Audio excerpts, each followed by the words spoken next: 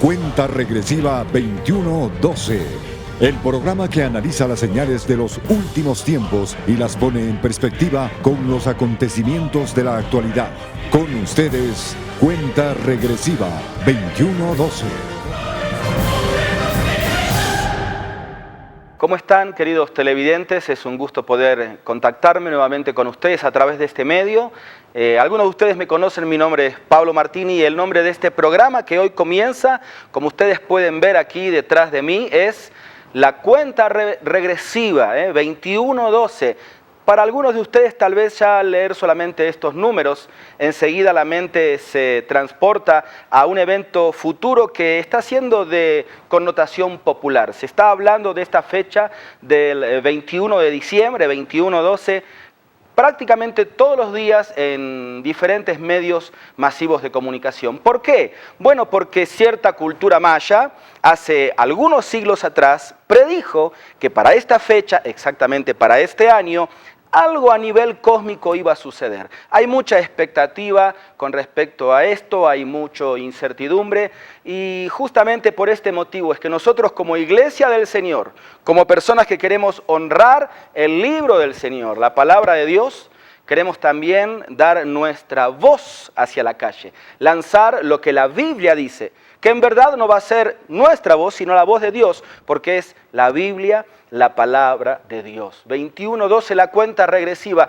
una cuenta regresiva que comienza hoy y termina justamente en esta fecha, con un acontecimiento muy importante, que no te lo voy a decir ahora, porque queremos un poquito apelar también a tu curiosidad y queremos que nos sigas en esta serie de 21 programas que hemos preparado con mucha abnegación, con mucho temor de Dios, con mucha investigación. Vamos a ver cantidad de datos, fotos, diferentes curvas que nos hacen ver la inminencia de, en verdad, sí, este es el fin de esta era. ¿Qué es lo que la Biblia dice acerca de los acontecimientos futuros? ¿Habrá un fin del mundo o no habrá?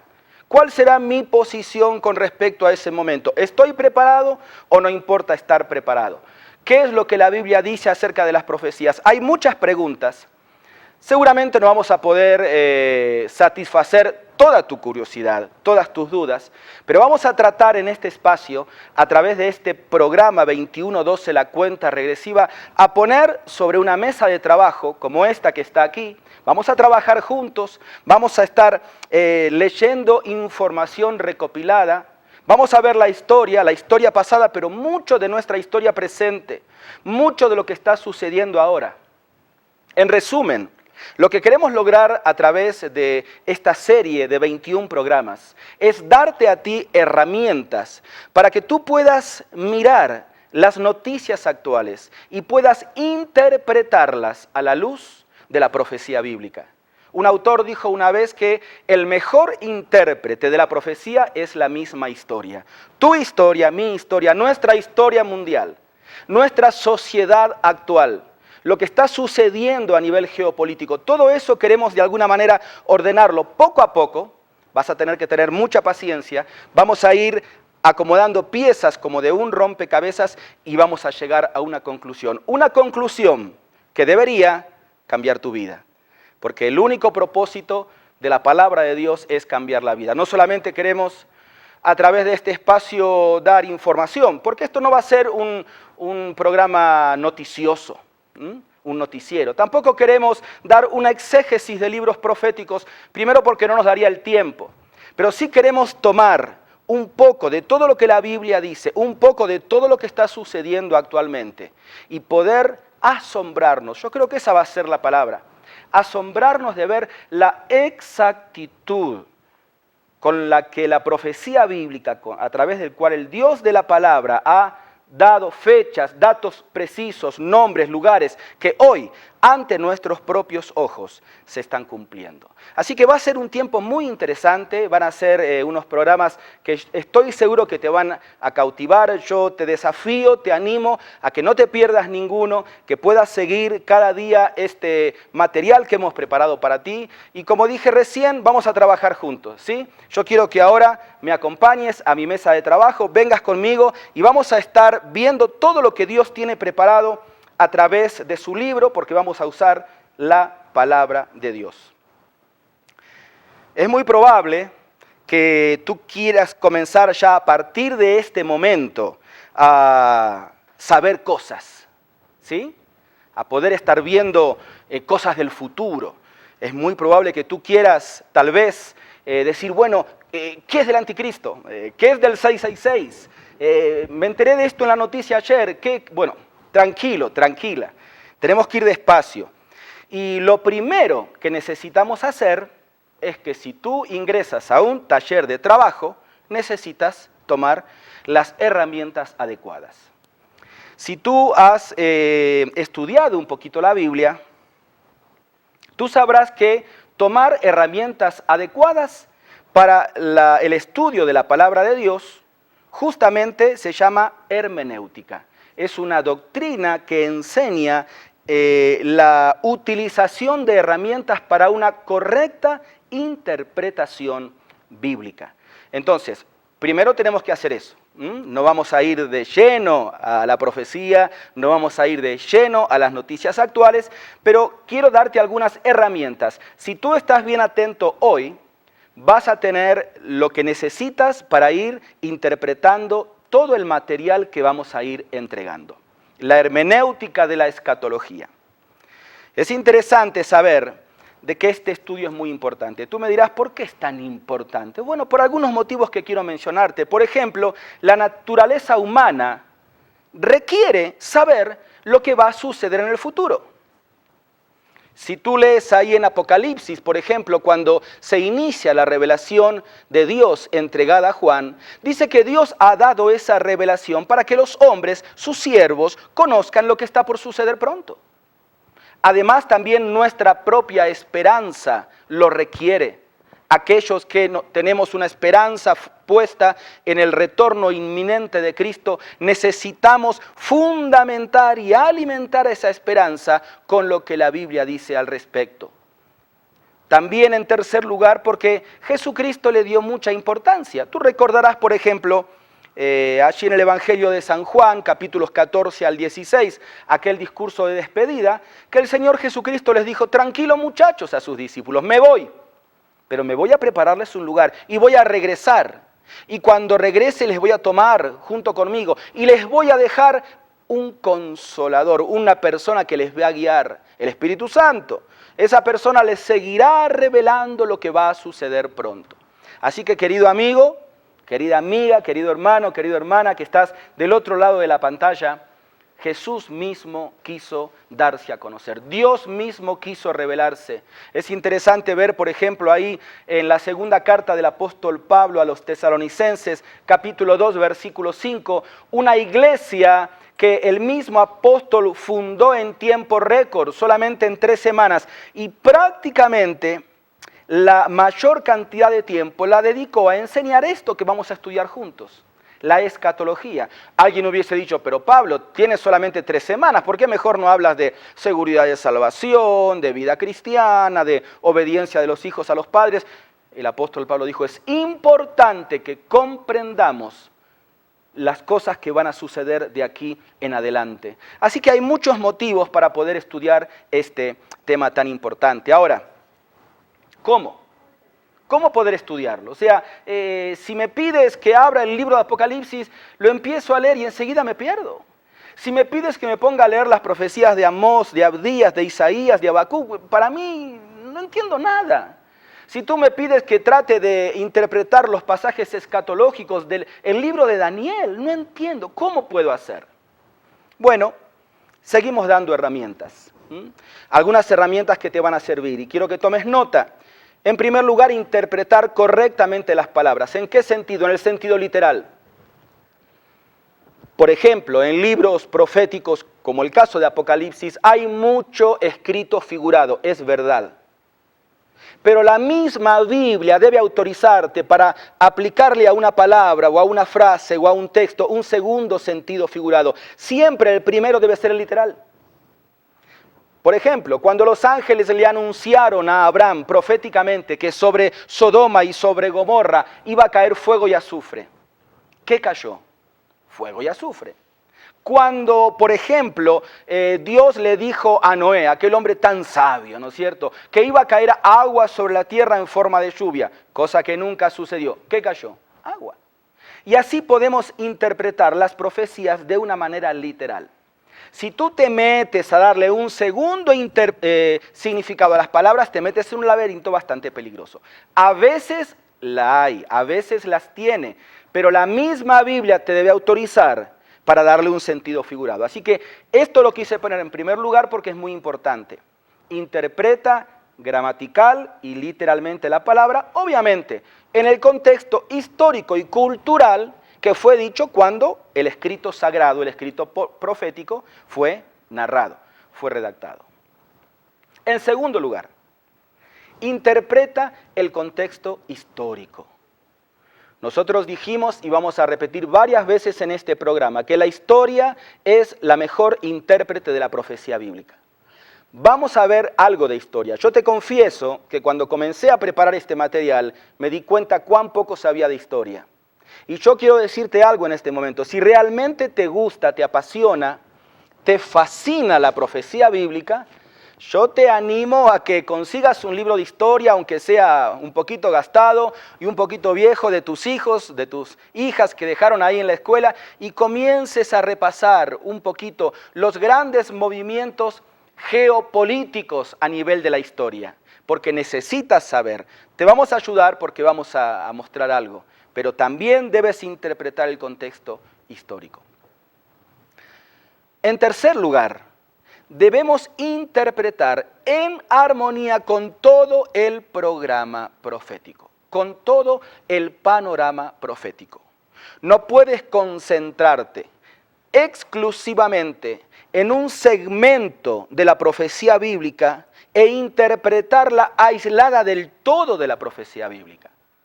Porque permitime decirte, y esto lo vamos a ver a continuación, que prácticamente desde el Génesis hasta el Apocalipsis encontramos una unidad interna entre cada pasaje profético que te lleva a un todo. Y cada pasaje debe ser interpretado dentro de ese todo.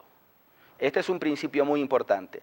Y el segundo, y en este me quiero detener dándote algunos ejemplos, tal vez habrás escuchado de esto, quizás no, es la ley del doble cumplimiento. ¿Qué es la ley del doble cumplimiento? Necesitamos explicar un poquito esto antes de meternos a estudiar la profecía bíblica, antes de meternos a investigar todo lo que podemos encontrar hoy en día en los libros de ciencia y en las noticias que estamos viendo. Bueno, simplemente la ley del doble cumplimiento es que en muchos pasajes proféticos se anuncia un evento que se va a cumplir, tal vez no muy lejano, inmediato, pero en segundo lugar, eso es un antitipo de otro evento posterior, quizás lejano y ampliado en su magnitud. Vamos a poner algunos ejemplos para que lo entiendas, pero por ejemplo, yo quiero pedirte que me acompañes con la lectura de Isaías, capítulo 9, versículos 6 al 7. Y yo sé que cuando lo lea, enseguida vas a recordar y vas a darte cuenta a qué me refiero. Isaías, capítulo 9, versos 6 al 7, dice la palabra del Señor: porque un niño nos es nacido, hijo nos es dado, y el principado sobre su hombro, y se llamará su nombre admirable, consejero, Dios fuerte, Padre eterno, príncipe de paz. ¿Por qué hago una pausa aquí? Porque hay que hacer una pausa. Versículo 7, lo dilatado de su imperio y la paz no tendrán límite sobre el trono de David y sobre su reino, disponiéndolo y confirmándolo en juicio y justicia. A ver, si estuviste atento a la lectura, te darás cuenta que parte de esta profecía dada por Isaías se cumplió perfectamente, un niño nos es nacido, pero la otra parte no. ¿Por qué? Bueno, porque está por cumplirse. Aquí tenemos una profecía que apuntaba a un evento y luego a un evento posterior. Otro pasaje, Zacarías, capítulo 9, verso 9 y 10. Quiero que tengas tu Biblia en mano cada vez que estamos en este espacio de tiempo, porque no podemos usar otro material que no sea la Biblia. Zacarías capítulo 9, versículo 9 al 6. Dice: alégrate mucho, hija de Sión, da voces de júbilo, hija de Jerusalén. Escucha, he aquí tu rey, vendrá a ti, justo y salvador, humilde, y cabalgando sobre un asno, sobre un pollino, hijo de asna. Esto se cumplió. Pero ¿cómo sigue el relato? Versículo 10. Y de Efraín destruiré los carros y los caballos de Jerusalén, y los arcos de guerra serán quebrados, y hablará paz a las naciones, y su señorío será de mar a mar. ¿Se cumplió esto? Claro que no. Hay un doble cumplimiento aún en espera. Otro pasaje más, por favor. Isaías, nuevamente. Y este es un pasaje muy importante porque el Señor mismo, al leerlo, siglos después, en Lucas 4, versículo 16, al leer este pasaje, aplicó la ley del doble cumplimiento. Isaías 61, 1 dice, recordarás que esto lo leyó el Señor en una sinagoga, El Espíritu de Jehová, el Señor, está sobre mí, porque me ungió Jehová, me ha enviado a predicar buenas nuevas a los abatidos, a vendar a los quebrantados de corazón, a publicar libertad a los cautivos y a los presos apertura de la cárcel, a proclamar el año de la buena voluntad de Jehová. Y aquí yo tengo una coma en mi Biblia, y es una coma que Dios puso, porque hasta las comas son importantes, y en esta coma Jesús se detuvo. Cerró el libro, o mejor dicho, lo enrolló, porque en ese tiempo eran rollos, lo puso a un costado, se volvió a cubrir y se sentó. ¿Por qué? Porque lo que continuaba en la lectura estaba todavía por cumplirse. Coma, y el día de la venganza del Dios de Jehová, a consolar a todos los enlutados, a ordenar que a los afligidos de Sión se les dé gloria en lugar de ceniza. Y bueno, y continúa la profecía. ¿Me entendés lo que te estoy diciendo? Esta es la ley del doble cumplimiento. Quiero darte un último ejemplo. Y este ejemplo todavía es mucho más cercano a nosotros. Ya nos toca de cerca con nuestra historia. Ya empezamos a dar algunos registros históricos actuales. En Ezequiel, no lo busques, tal vez después si querés. En Ezequiel 37, 1 al 15, el profeta ve un valle de huesos secos que estaba representando la nación de Israel. Ezequiel miraba ese mar de calaveras, de huesos blancos, secos, de cadáveres sin vida en todo ese valle, y de repente dice que esos huesos comienzan a nuevamente formarse en el esqueleto, cada uno en su lugar. Y no solamente eso, ve que empiezan a formarse tendones, nervios, carne, piel, y lo que había sido un valle de huesos secos se transforma en un gran ejército sano, de pie y listo para la guerra. Ahora, obviamente, cuando nosotros miramos esto, podemos entender fácilmente que se refiere al resurgimiento casi de la nada, resurgimiento nacional del pueblo de Israel, el pueblo del profeta Ezequiel. Pero qué interesante, cuando yo leía este pasaje y miraba algunas fotos del holocausto nazi, que seguramente tú has visto también, esos campos de exterminio, donde valles completos eran cubiertos con cadáveres, que prácticamente más que cuerpos eran esqueletos con pijamas de raya. Me acordaba de esta profecía que leímos recién o que vimos recién en Ezequiel. Pero ¿sabes una cosa? De alguna manera Israel se levantó de esto y hoy es una nación firme que está de pie con un ejército para la guerra. Así que fíjate con qué exactitud la palabra del Señor se va cumpliendo. A veces en un evento cercano y a veces en un evento lejano. La ley del doble cumplimiento. A medida que vayamos ordenando los conceptos de la palabra de Dios, es muy probable que alguno de ustedes diga, bueno, pero yo tengo una diferente posición escatológica, porque a mí me han enseñado de otra manera, o simplemente porque yo creo que es de otra manera. Bueno, vamos a respetar tu posición, tú vas a poder percibir ciertamente una línea de interpretación que es la que consideramos correcta, pero puede ser que haya diferentes posiciones con respecto a este tema. Antes de terminar este programa, este segmento, quiero dejarte una herramienta más. Ya te di algunas herramientas, ¿no es cierto?, en cuanto a cómo interpretar, en cuanto a por qué estudiar la profecía, en cuanto a este asunto del doble cumplimiento. Dijimos hace unos minutos que desde tapa a tapa la Biblia, la palabra de Dios, desde el Génesis hasta el Apocalipsis, hay una unidad interna, un espíritu interno, una unidad literaria, porque este es un libro también, el libro de Dios, que debe ser respetado. Y para poder entender esta unidad literaria, tenemos que decir de que Dios siempre se ha relacionado con la humanidad en un término de pactos. Creo que todos entendemos lo que es la palabra pacto. Dios, quiero repetir esto, siempre se ha relacionado con la humanidad basándose en diferentes pactos, en diferentes tratos, a veces con una persona, a veces con un pueblo, a veces con una familia, a veces con toda la humanidad. No tenemos tiempo para ver todos los pactos, pero algunos tienen implicaciones escatológicas muy fuertes. Por ejemplo, hubo un hombre llamado Abraham que recibió promesas muy fuertes y muy específicas de parte de Dios. Y en esas promesas se establece un pacto que en la hermenéutica bíblica se conoce como el pacto abrámico. Eso lo puedes ver luego en tu casa. Yo te voy a dar bastantes pasajes para que tú mismo lo puedas ir interpretando. Por ejemplo, Génesis capítulo 12, 13, 15, 17, 22, 26, promesas que hablan del pacto abrámico. Promesas personales, promesas nacionales, promesas universales. Pero ¿qué importancia escatológica tiene? Bueno, por ejemplo, en este pacto, Dios le dijo a Abraham que Israel sería una gran nación. Que Israel poseería, y escucha bien lo que te voy a decir, toda la tierra de Israel, cosa que aún no se ha cumplido. Sí ocupa, pero no toda. Que Israel sería de bendición al mundo. Estas promesas, este pacto se ha cumplido parcialmente, pero se cumplirá totalmente en los tiempos de Dios.